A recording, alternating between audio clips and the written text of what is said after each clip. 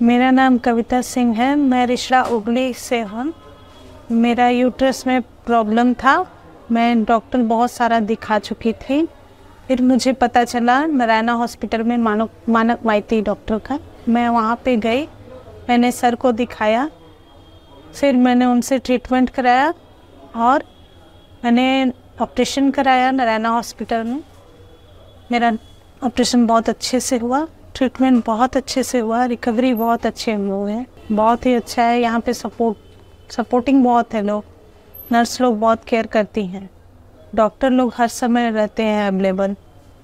और बस आज अगर मुझे इतने डॉक्टर को दिखाने के बाद भी अगर मुझे किसी पे लगा कि फेथ हुआ तो वो सिर्फ ये डॉक्टर हैं जिनकी वजह से आज मुझे लग रहा है कि हाँ मेरा ऑपरेशन सक्सेस हुआ। नमस्कार, আমি doctor Mainak Maity, consultant gynaecologist and gynae oncologist, Narayana health. বর্তমানে হাওড়া ইউনিট এবং আরএনটে করে কর্মরত। কবিতা সিং নামে পেশেন্ট, রিসরার বাসিন্দা। উনি আমার কাছে ক্লিনিকে একদিন দেখাতে আসেন। উনি বলেন যে ওনার পিরিয়ডের সময় অত্যাধিক ব্যথা এবং প্রচণ্ড ব্লিডিং হয় এবং এটা ওনার প্রায় 1 বছর ধরে আছে। উনি বিভিন্ন জায়গায় দেখিয়েছেন, অনেক রকমের ওষুধও খেয়েছেন, কিন্তু আলটিমেটলি ওনার কোনো সুরাহা হয়নি। কিছু জায়গায় ওনাকে অপারেশনও সাজেস্ট করা হয়েছে, কিন্তু বলা হয়েছে যে অপারেশনটা ওপেন করতে হবে, মাইক্রোসার্জারিতে এত বড় ইউটেরাস পসিবল না, অপারেশন করা পসিবল না।